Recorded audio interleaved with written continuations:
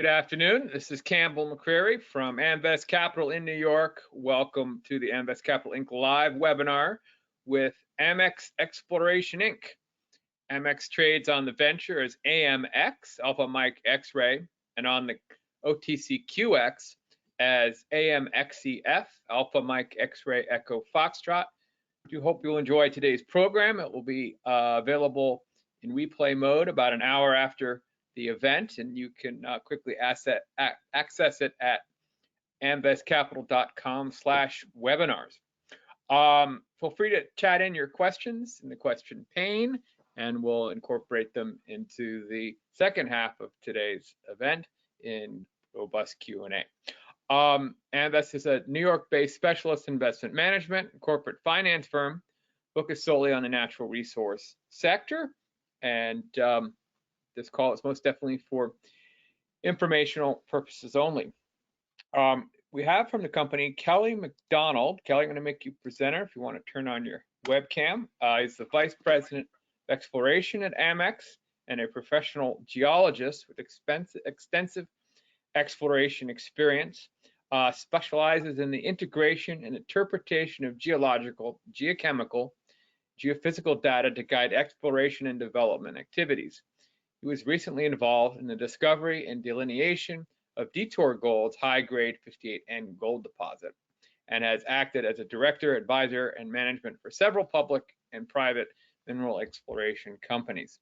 Again, please send in your questions, and after the show, please share your feedback. A few lines is really much appreciated.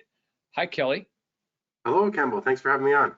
All right, we've got sound and video and light and presentation. So floor is yours for next 15, 20 minutes. Excellent. Thanks very much. There we go.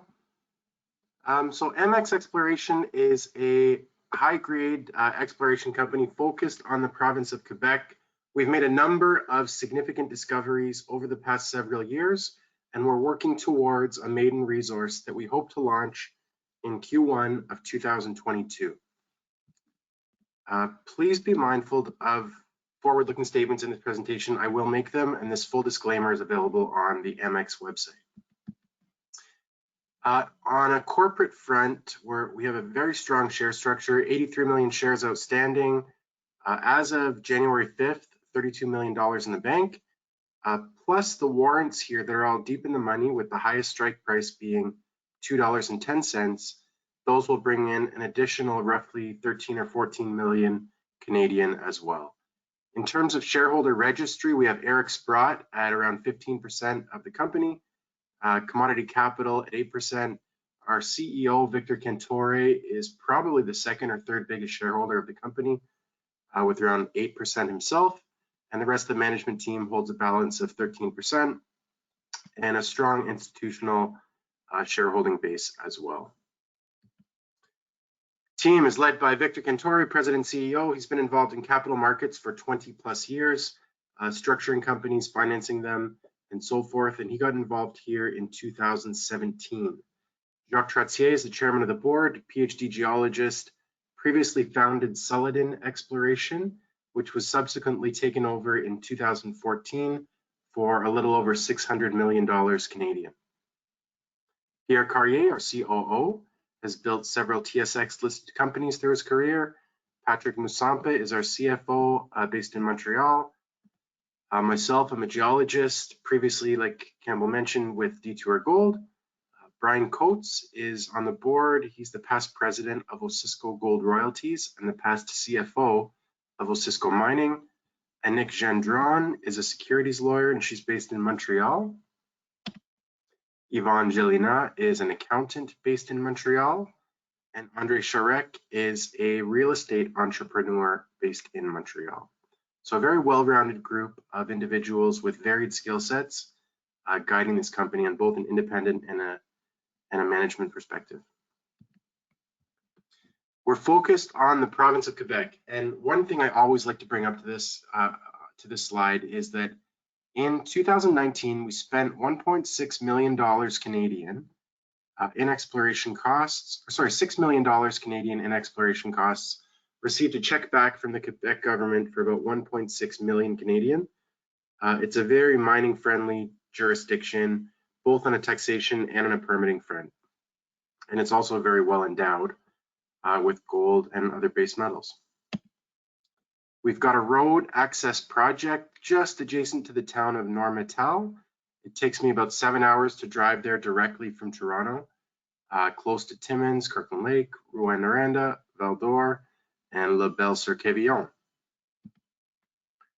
We're in the middle of the Abitibi Greenstone Belt, right on what we call the Shakobee Deformation Zone. It's one of the 5 major breaks throughout the Abitibi. You have significant gold endowment in Timmins, Rouyn, Val-d'Or, Kirkland Lake, Larder Lake, Detour Lake. And on our break, there hasn't classically been that much gold exploration. Most of it has been focused on base metals owing to the neighboring Normetal mine, which is a base metal VMS type mine. But recently, a lot of it on the backs of Amex success with finding gold mineralization, there is now a lot of gold exploration activity focused along this deformation zone. Because of our great infrastructure, we have very inexpensive drilling, which we hope will translate to inexpensive mining as well. All-in drilling costs about 150 bucks a meter Canadian. We use local workforce, local labor, local housing as much as possible, all which help bring our costs down as well. We've got a humongous core facility. We've got 10 drills operating out of it right now.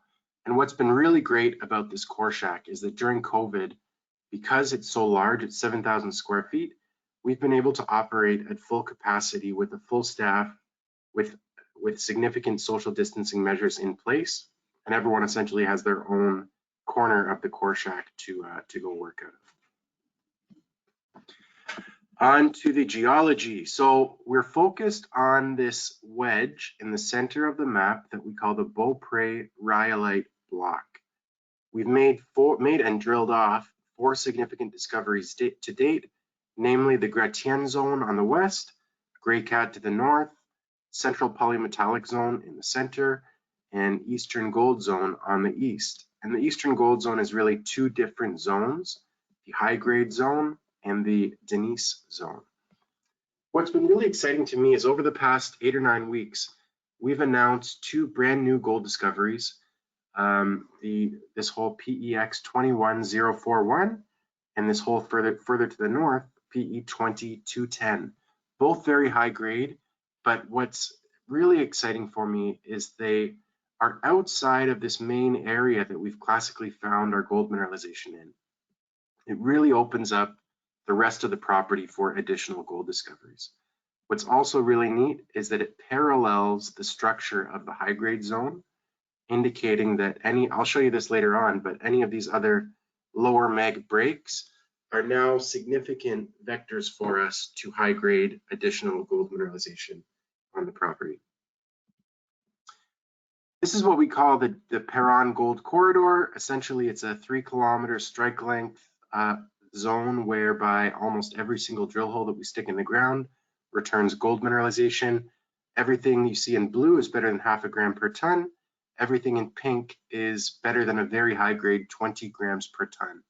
You see a strong distribution of that high grade gold throughout our major zones.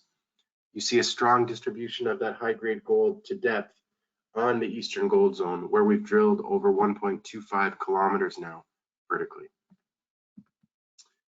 This is a comp slide. I always think it's very neat. It shows a belt to the south of us that has identified over 28 million ounces of gold in reserves. What's really interesting about that for me is LaRonde in particular. The major bulk of mineralization wasn't even identified until 900 meters below surface.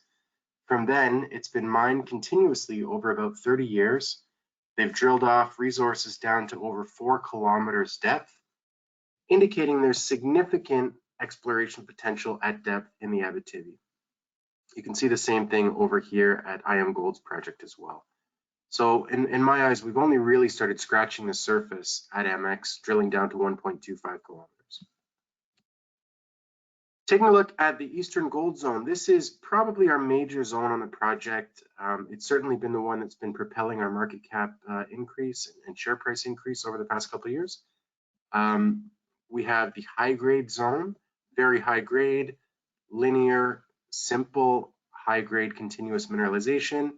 Denise, much lower grade, but much larger in terms of widths. This seems to be a big bulk system. Comes right up to surface, as does the high grade zone. And what's really exciting about the two of them being just 50 meters apart from one another is if you can envision a mining scenario where you're looking at taking Denise out as an open pit type system, you will be exploiting the upper portion of the high grade zone as well, which should add some very high grade ounces to this Denise zone. So that's something we're evaluating internally, but very excited about the prospects of those two being looked at together. Taking a look at our high grade zone of the Eastern Gold Zone, this is pretty special. The really special thing about it is the continuity and the high grade mineralization present. It starts just below surface. We've drilled it down, at least on an announced basis, to over 1,250 meters vertically. What is really exciting about it for me is many times you'll hear people say that grade gets better at depth, widths get better at depth. Oftentimes it's worthy of an eye roll, but in this case, we're actually seeing that come to fruition. So the pink zone that you see here represents a metal factor better than 100, which essentially means grade times width better than 100. So 11 over 10 would be 110. Etc.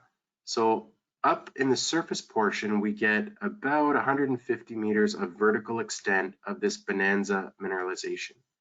So far at depth, we've defined this bonanza zone for almost 500 plus meters of vertical extent. That indicates to me that grade is indeed getting better. Continuity is hanging in very well as we continue to drill off this system. And what we are working towards is a maiden resource estimate that we hope to incorporate about 1 kilometer of this mineralization into our maiden resource. So the upper portion here is largely drilled off to near resource ready. The portion down at depth still needs significant mineralization as well, or significant drilling as well, sorry. Hey, Kelly, your webcam is off. Oh, sure, sorry. It clicked off. There you go. All good.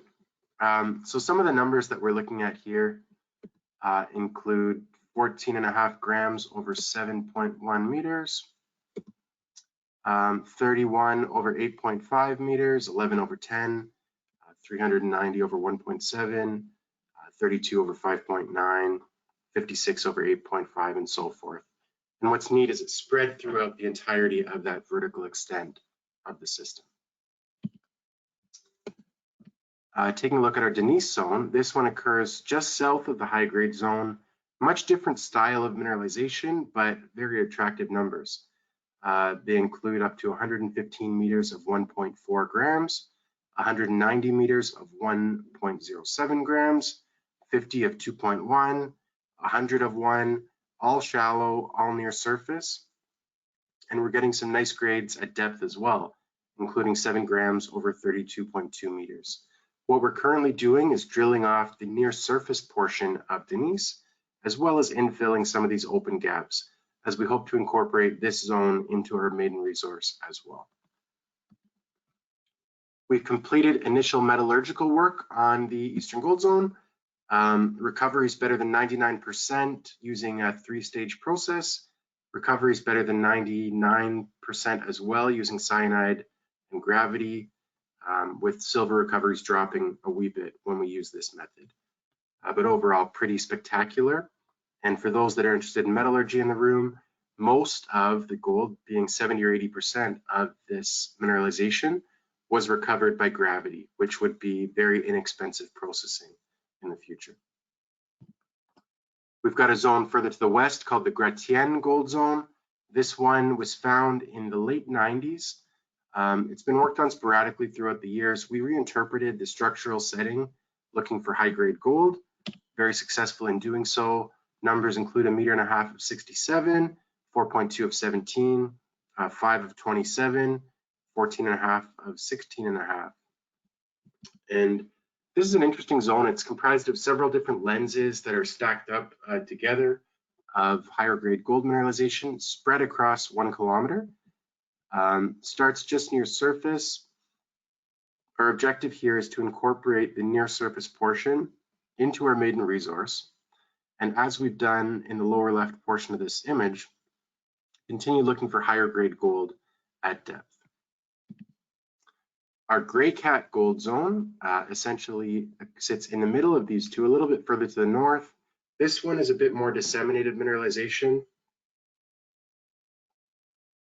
Disseminated mineralization, again, starts near surface. Numbers here include 34 of 1.9, 27 of 3.4, 28 of 1.2, 6.5 of 9, and 2.7 of 24 grams per ton gold. This is a longitudinal section. As you can see, it's pretty well drilled off. We just need a few more holes before making it sort of into the resource ready state, and a little bit more drilling along strike as well. And as we've done here, we'll continue looking for higher grade gold at depth. And these are the new gold discoveries. I'm really excited about them. The numbers are great. They're in a brand new area. Looks like there's potential to build something there as well. On our 210 zone, which is the one furthest to the northeast of the two new discoveries, we got 2 different lenses within one single hole. Near the top of the hole, we drilled 58.25 grams over 3.9 meters. Further down the same hole, 19 grams over 3 meters. What's intriguing about that is further to the east by about 150 or 200 meters, Agnico Eagle in 2016 drilled 2.75 grams over 2.8 meters along the same lineament. We've drilled several follow-up holes now, but announced that we've identified visible gold in this hole 229, and we're very excited about the prospect. So we've currently permitted, or we're in the process of permitting, a number of holes along the structure, as well as additional follow-up holes around this zone. Further to the west, along this same lineament, we hit 7.3 meters of 22 grams with a really nice distribution of gold throughout that overall interval. Again, what's really exciting is it occurs along this structural lineament that parallels the high-grade zone. And why that is exciting, I will show you right now. On our next page here, this is a look at the overall Beaupré rhyolite block. So when we zoom in here and take a look in detail, let me see, I can't draw, unfortunately. Our high-grade zone occurs in this break, and a break is essentially a dismemberment of this pink high magnetic rock. So this is a secondary structure where you have this break in the magnetics that, in this case, high-grade mineralization occurs. This parallel fault here that we're finding our new 2 zones on occurs parallel to the high-grade zone to the north. There's another structure now that is untested further to the north, to the west as well. Another zone untested further to the west. Another zone untested further to the west. Another zone untested further to the west. And the reason that that's exciting is when we take a look at that original comparative slide that I showed you, there's a repetition in geology and in science that occurs in almost all camps, where you get sort of a spatially spaced repetition of gold deposits forming, and seeing these secondary structures occurring at regular intervals across the property gets me very excited, especially by the fact that we've now found high-grade gold on 2 of these structures. So we think it opens up a lot of potential for additional discoveries elsewhere. And as such, we've dedicated 25,000 meters to regional exploration outside of our main areas of drilling. And then in summary here, we've got 10 drills on the property, drilling off a very high-grade gold project. working towards a maiden resource in Q1 of 2022.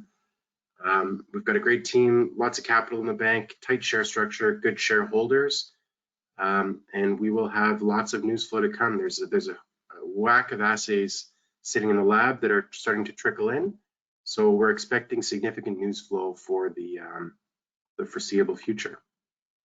And that is it from me, Campbell. So I'll turn it over to the question period. Sure.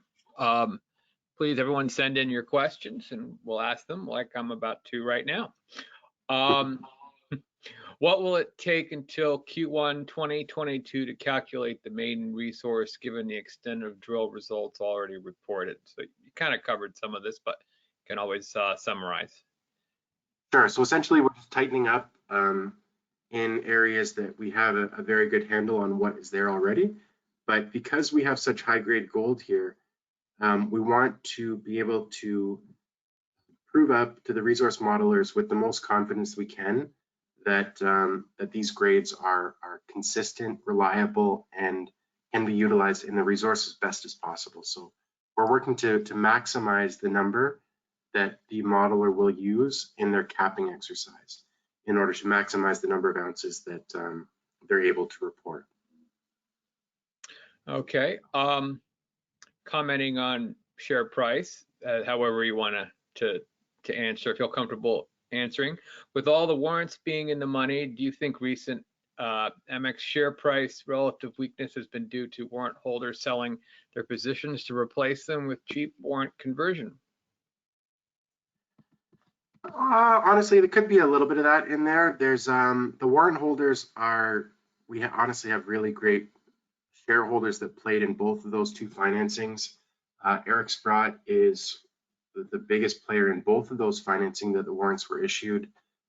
Some other very large gold funds that we know played in them as well. There may be a little bit of warrant pressure from that. I don't really think it's directly correlated. Honestly, when you take a look at the price of gold and Amex share price for the past 2 months, they've both done a little bit of had a bit of a weakening. What is surprising about that for me is during that time period, we've put out 2 very high-grade new discoveries. We didn't really get much appreciation in terms of share price return for those discoveries, but I think we're really building value in here, and we're hopeful, obviously, when the gold market sort of returns to being the main pony in the race, that we'll see significant returns as we are genuinely building real value in the company, even though it hasn't reflected over the past 2 months or so in the share price. Are there any processing assets in place other than the core shack? No, not currently. There are a number of mills in the area, all within about an hour-and-a-half drive. That said,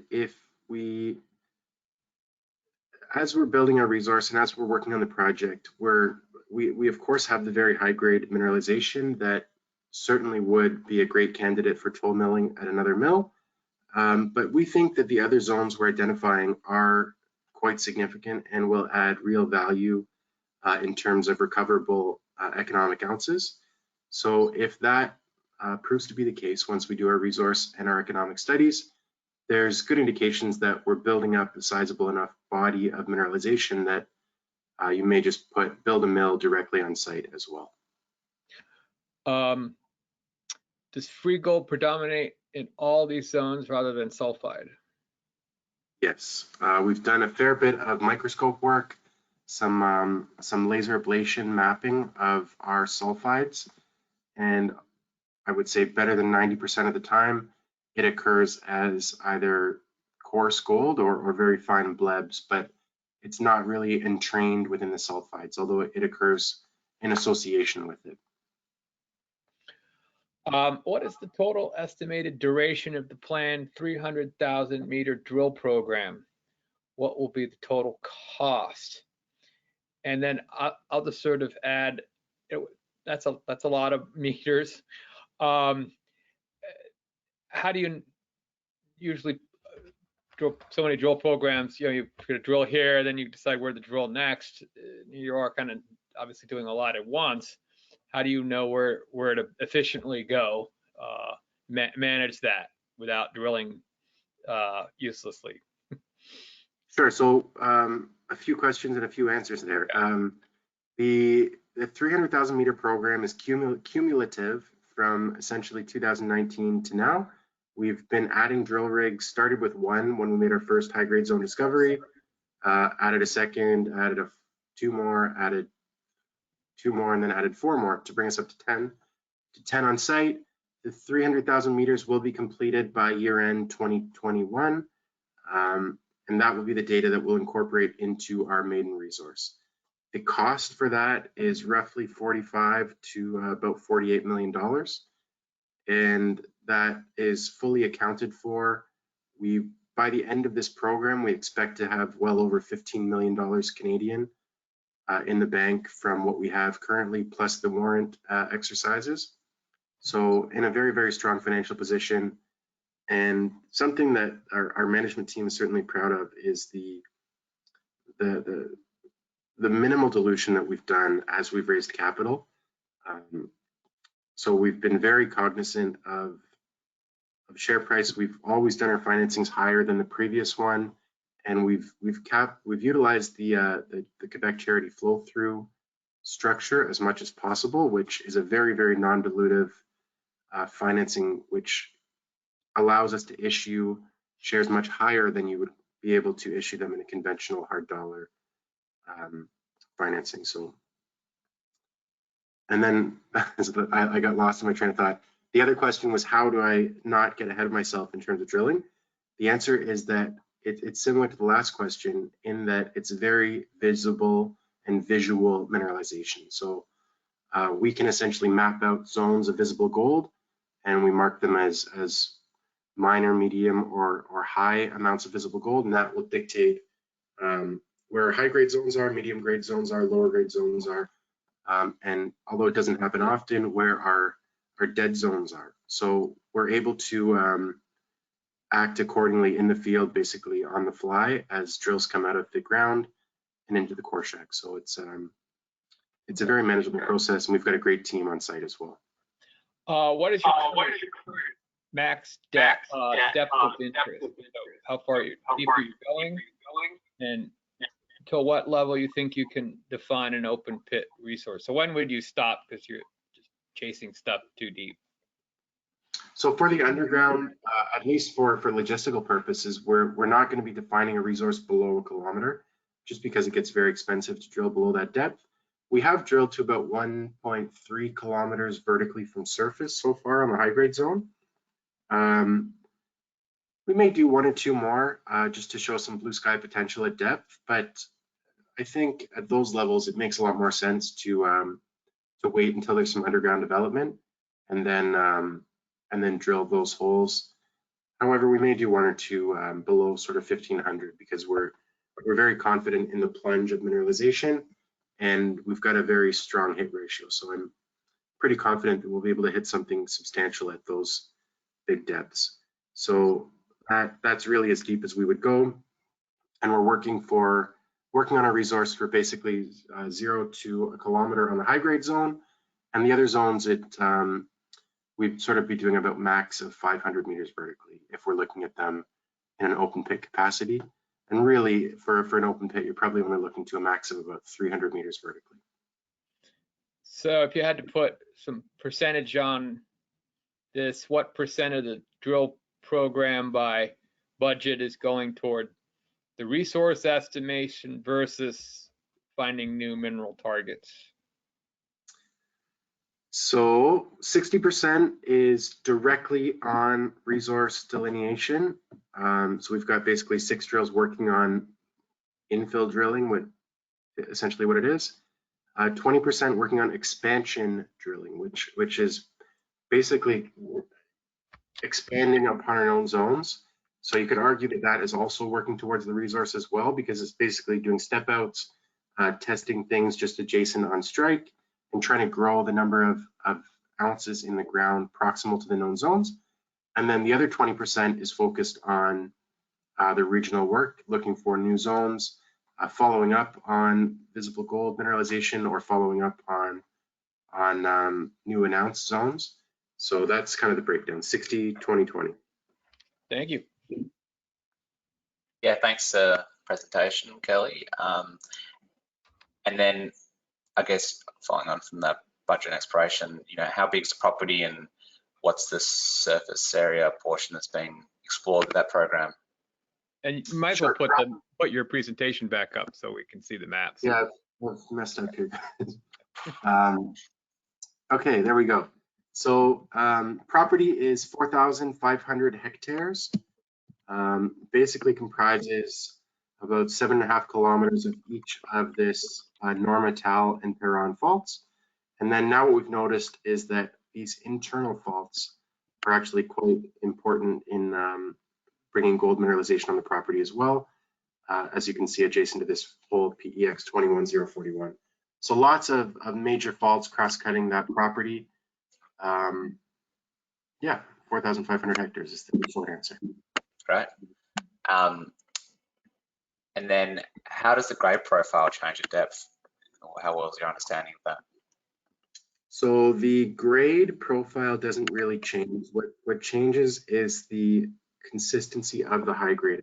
So like I mentioned on this high grade zone here, just below this bonanza panel, you get it's not low grade, it's still 10 to 50 metal factor, but it's lower grade for about 150 meters below this bonanza portion of here. Whereas at depth, the consistency of that high grade is much stronger. The numbers really don't change themselves. It's just the consistency of that lens of bonanza mineralization changes. Yep. Gotcha. And then just on the network, if you could just elaborate on like the gravity separation and what additional work we need to be doing on metallurgy. Sure. So we've done, like I mentioned in the presentation, we've done quite a bit of science actually on the rocks here. For the high grade zone, we've done complete grindability tests. We've done a multitude of different representative mill tests and head grade tests that have been quite good. We've done some grain size analyses so far, mineralogical analyses, isotope analysis.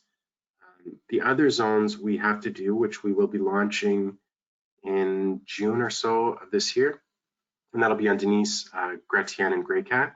So basically 2 or 3 mini bulk samples from each of those zones with the intent of getting sort of simple metallurgy from them and advancing our metallurgical work as necessary and as whatever the resource modelers and economic modelers recommend additional studies for this.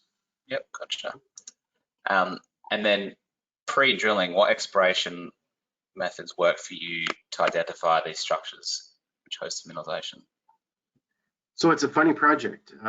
It's been worked on for years and years and years because it's directly beside a very rich VMS mine. A lot of historical operators were looking for base metals, drilling off high conductivity EM anomalies with not much success. Mm-hmm. The thing about MX is that it's very silicious mineralization.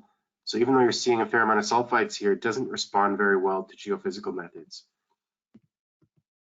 When we look at the Denise zone and the high grade zone, Denise was actually drilled, that was the actual drill target when we hit the high grade zone, because there's a fair amount more disseminated sulfides, some clay alteration. So that was a reasonable IP anomaly. So that's the reason that we actually drilled through the high grade zone to get to Denise. So thankfully we did that.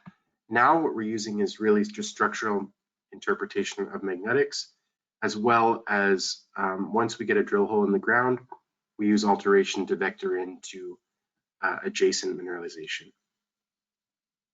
Gotcha. Okay, thanks for that. I'll pass to my colleague Gabe. Hey, Kelly. Hello. Hi. So a lot of people are wondering kind of what's next, and the resource would help define value under the stock. in terms of all these numbers you're sort of throwing out here, can we do some back of the envelope tonnage estimation? You know, what where You certainly could, but I can't do it with you. Yeah, like you have to take a look at each of the individual zones in context. We've got a number of different analysts covering the story that have done their own independent analysis of the project. So I suggest you take a look at those because they've done their work, but again, it's not ours. And really, the only resource number that I can give out is whatever comes from the independent modeler when we launch our maiden resource. But certainly, we're targeting something sizable, something high grade. I think you've sort of got to do your own number crunching for the next 8 or 9 months, unfortunately, because we just don't have the resource out yet. Okay, and then in terms of, I guess, how you look at recent transactions in Canada, for example, like TMAC was done at $28, $29 an ounce over reserves and or sort of resources. Do you think you're going to garner a premium, or do you think your valuation's a premium to that TMAC valuation? I would say, like, there's been numerous issues with TMAC. I think it's a good project. I know some geologists that worked up there, but it's been plagued with problems for 30 years now. Milling problems, production problems, societal issues up there. So I would say that's not a great comp. You can look at QMX Gold was done above $100 an ounce Canadian. That's a Quebec project. Monarch, again, acquired for above $100, I believe. So certainly location is important, grade is important. So I definitely think we would get a significantly higher valuation than TMAC received for that project. Okay, great. That's very helpful. And then I guess in terms of the further understanding of the mineable resources here, what beyond the resource estimate,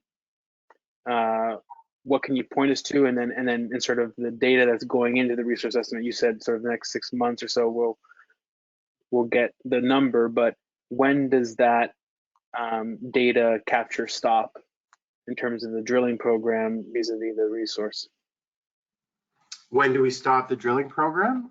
Essentially, if we're expecting the resource to be significant, we expect to follow that up immediately with economics, and really the drilling program wouldn't stop throughout that period. You would continue advancing, tightening up your drilling spacing, adding confidence, converting resources to reserves if you're going to go in production. So the data capture essentially continues indefinitely. Like I worked up at Detour Lake, we defined over 16 million ounces of gold in the ground, and still we drilled 1 million meters, and we're still drilling even after significant production. So that'll always continue, but the next step post resource will be a PEA, and that will go over what ounces in the ground are valuable ounces and what can be extracted and what can be profitable.